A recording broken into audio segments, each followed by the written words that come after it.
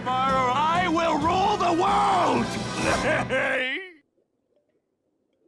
Well, good luck with that. Hello and welcome to I Can't Believe It's Not the Mouse, the podcast all about animated movies not made by Disney. I'm your host, Octaviano, and today is the official start of SpongeBob Month.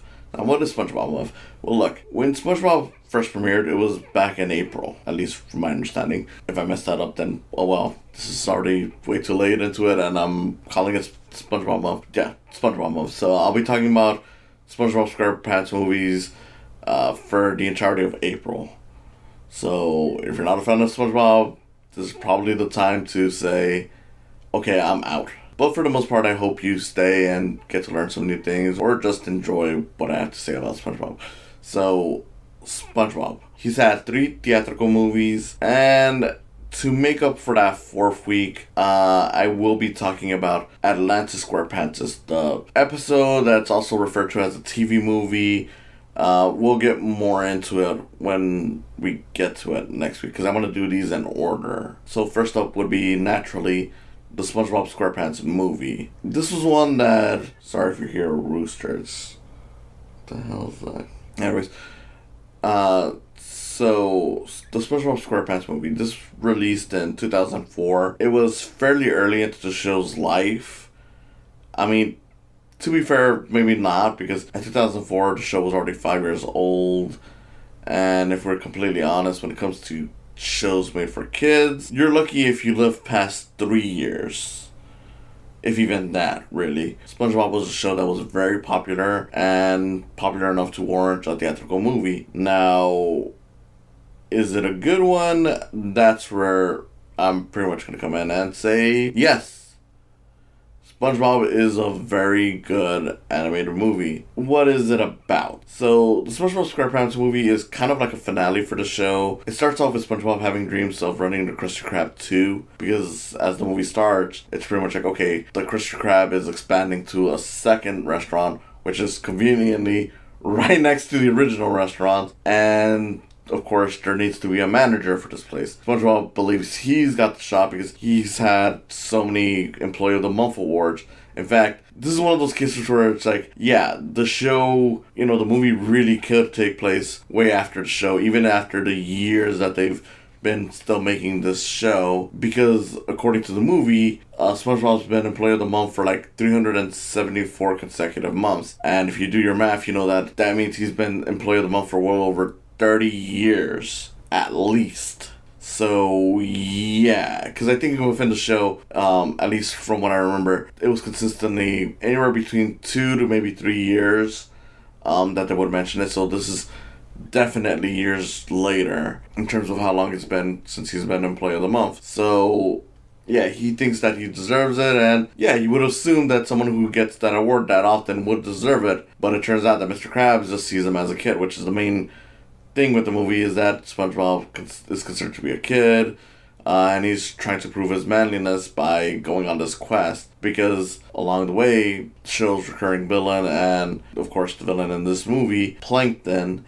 who is the rival of Mr. Krabs and the restaurant and everything, sets up a plan to get Mr. Krabs framed and murdered by the king of pretty much the ocean. It's King Neptune, here played by Jeffrey Tambor, and not the same actor that they had for the cartoon. And it's even a different design, which has further led to people's ideas of maybe this is years of the future, because maybe it's the son of the one that we see on the show, but I'm honestly not sure. It sounds more like this was just done because of legal issues with the movie, because I know when it comes to shows going into theatrical movies, it's a whole legal process, and not a lot of people ever take that into account. And this is true for the movie, because it would take years for them to include stuff from the movie into the show. Like, there's a whole restaurant that SpongeBob and Patrick go to called Goofy Goobers. That wasn't on the show for years, and that's because of legal issues. So, yeah, the movie has a different version of the King and Neptune, and pretty much what it is that Plankton frames Mr. Krabs for stealing the crown. Now, is this a special crown? Not really. It's just a crown that sits on his head. But King Neptune is pretty much... Or is it Poseidon? Shit, yeah, King Neptune. So, King Neptune is pretty much like, okay, it covers my bald spot, and without that crown, I got a bald spot.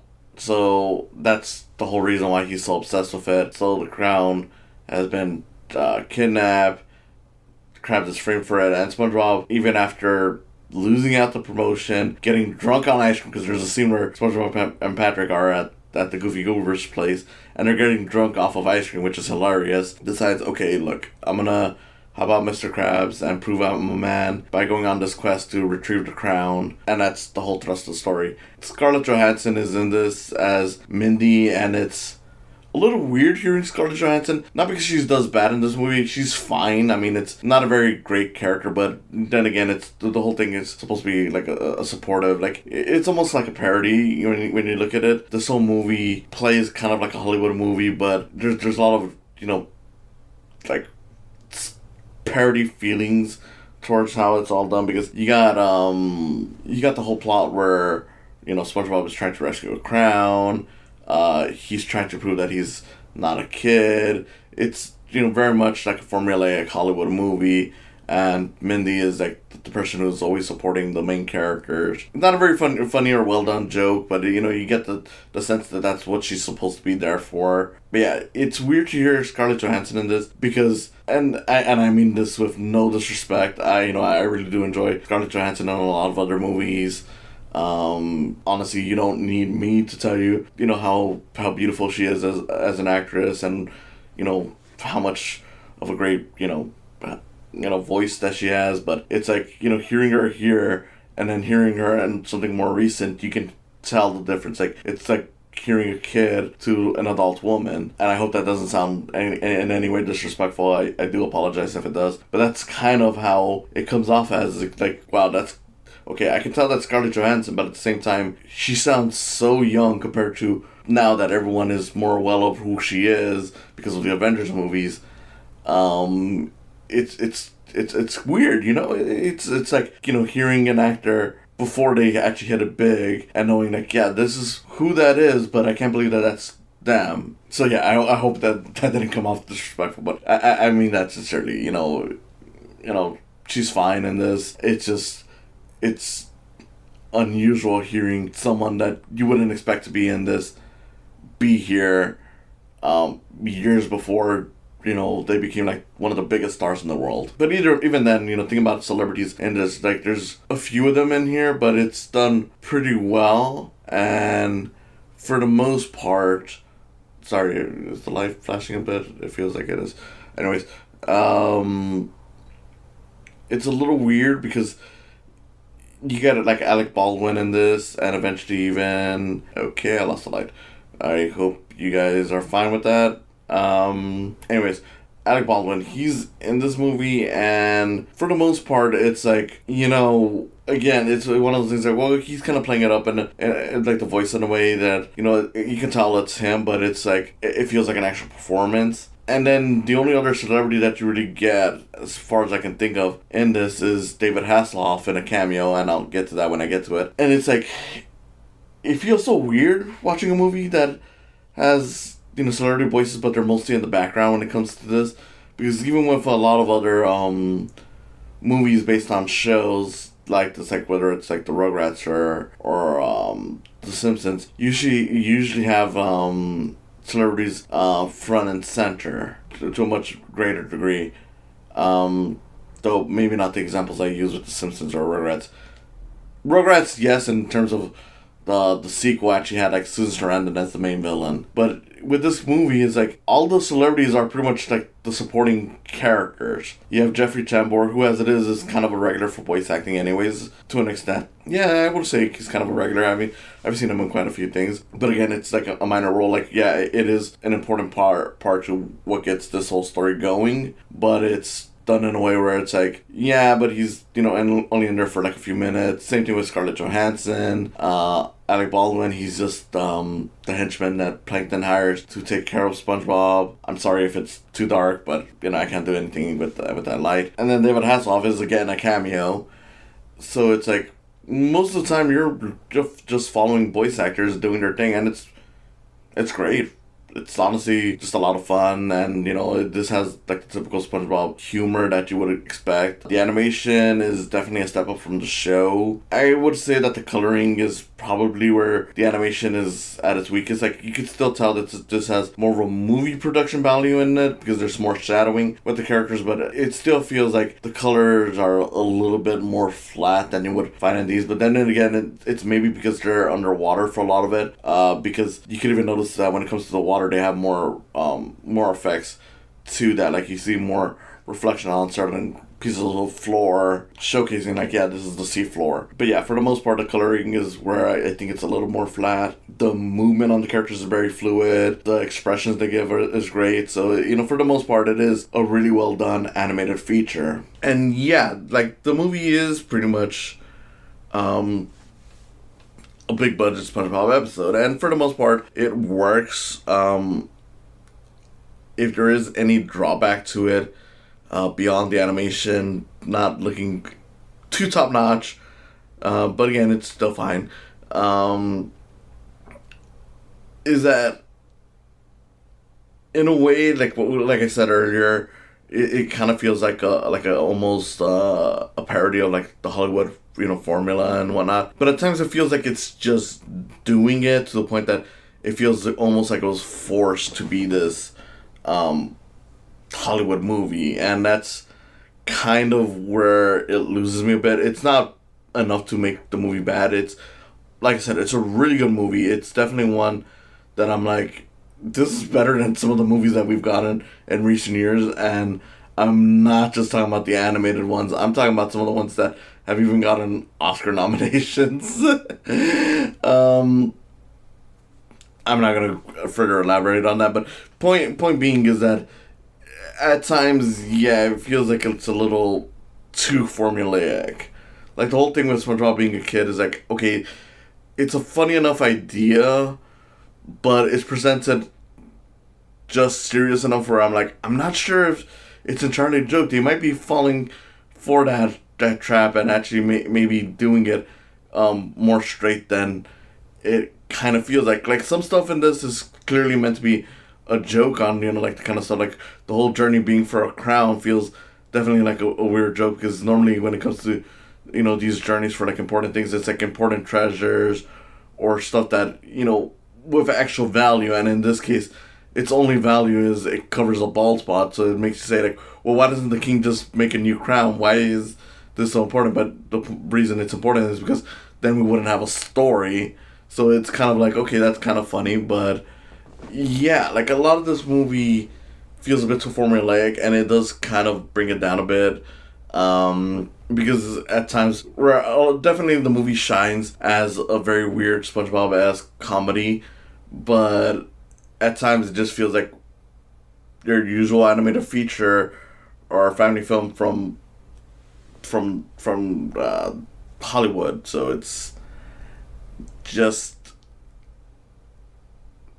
I don't know, I guess letdown would be the right word, but I don't know, point being is just that it doesn't work as well as it should, and that's kind of an issue, because you want this to feel like a SpongeBob movie. I mean, of course, it's the SpongeBob movie. There's also musical numbers in this, and for the most part, they were actually fun. Like the song where SpongeBob and Patrick are singing about being man. Of course, the Goofy Goober Rock song, which a lot of people are, probably, have loved, and it's like a throwback to like old music videos.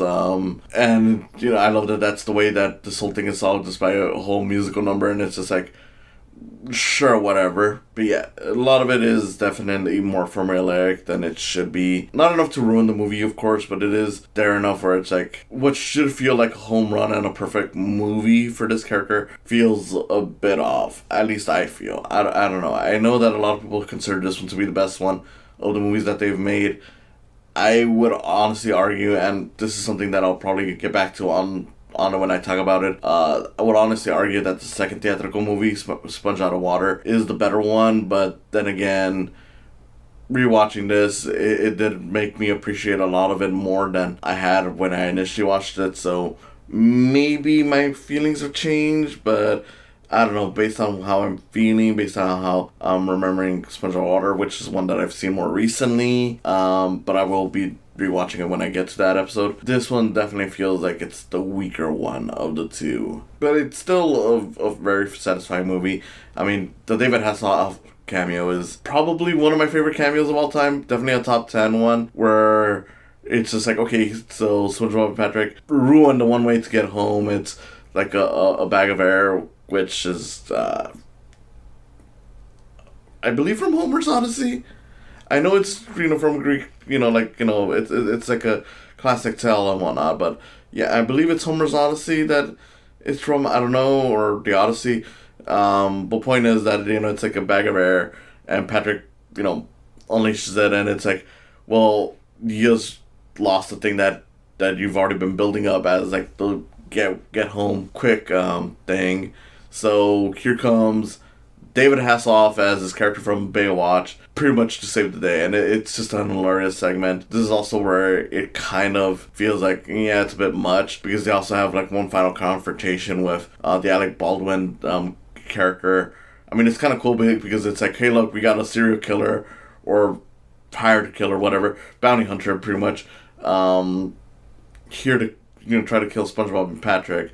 So that's kind of cool, but at the same time, I don't know, it feels like that could have been trimmed off. And it's still just a great way to, build up tension to the ending of the movie, because you have, like, David Hasselhoff swimming over to Bikini Bottom. They even made, like, an actual animatronic thing to film on, just to fully get the effect. Which, by the way, in terms of how this movie works when it comes to, like, the Roger Rabbit feeling, because they, of course, interact with the live action, it's fine. It's not great, but it works for what it's trying to do. I do love that you have this, like, sea monster villain, and that's one of the things that I do really love about this movie, is that there's constantly, like, different threats to give you the idea that, yes, this is an adventure road trip movie. There's, like, this giant, as they call it, Cyclops, but it's really just a guy, like, in an old Scooby gear suit. Like, he's got, like, the helmet with, like, the one hole, and that's why they call it the Cyclops. And he's just, like, this guy from, like, a trinket shop. Like, it's a gift shop called Shell City, which has, like, a bunch of these fishes that he collects to sell.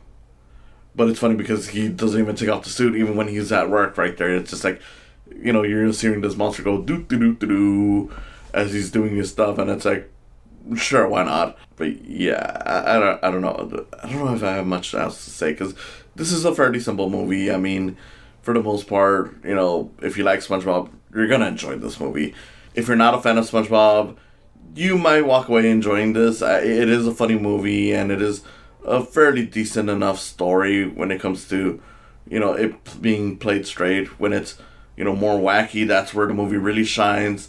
So, I don't know. I think it could work for newer viewers, as long as you keep in mind that this is meant to be a comedy. It's got a lot of great jokes. Like, of course, there's, like, the whole thing where Mr. Krabs is getting ready to charge, like, a Krabby Patty for, like, $100 or something like that. Like I said, there's, like, the whole drunk SpongeBob thing. SpongeBob and Patrick have a lot of great fun together, even though, that's kind of one of those things where it kind of falls under, like, is this supposed to be more of a mock on the Hollywood formula? Is this just them playing it straight because Patrick is a character on the show and he's SpongeBob's best friend, because he goes along with the adventure, and it's like, not that I want to say it's completely useless, but it's one of those things where it's like, Patrick really has no stakes in this other than just if he fails with SpongeBob, then SpongeBob Bikini Bottom is ruined because Plankton's mind controls pretty much everyone in Bikini Bottom. But also just, that's really about it. I mean,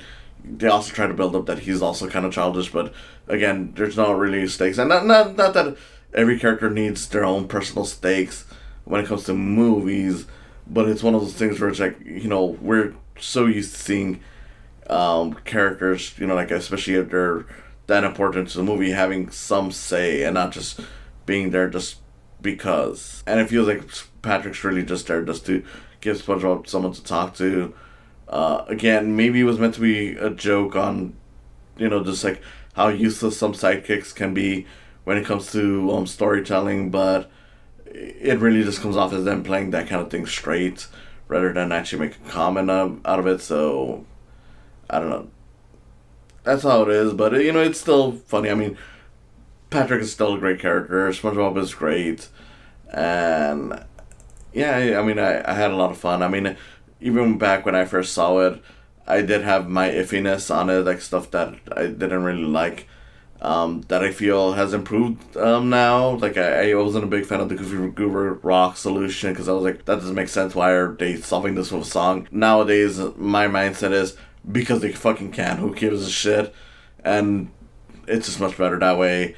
It's funny. But yeah, it's a very funny movie. I definitely enjoyed it now more than I did when I was a kid, even though I do have some similar issues with it.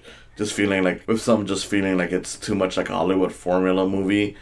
But for what it's worth, it still feels like a SpongeBob movie at the end of the day.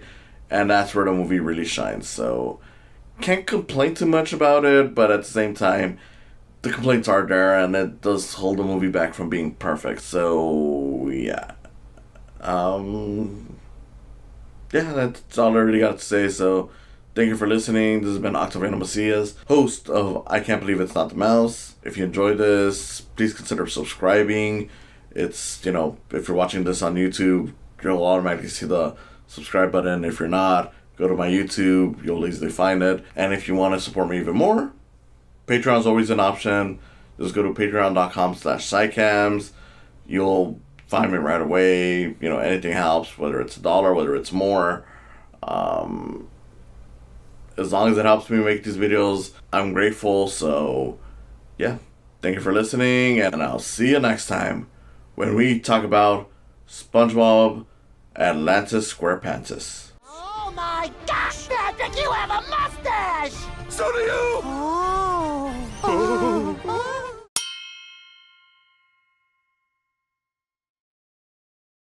Hey, just wanted to say thank you for watching the video. If you enjoyed it, please subscribe. Comment below if you had any thoughts on this. And if you want to support me even more, there's always the option of Patreon. Yes, I have a Patreon. Patreon would be a great way to help me grow this channel, as it's a great way to get equipment, a great way to let me know what you guys like, and it's a great way to help me financially. Just saying, the more I have on Patreon, the more time I'll have for these videos. Anyway, thanks again for watching. Please like, comment, subscribe, and I'll see you next time.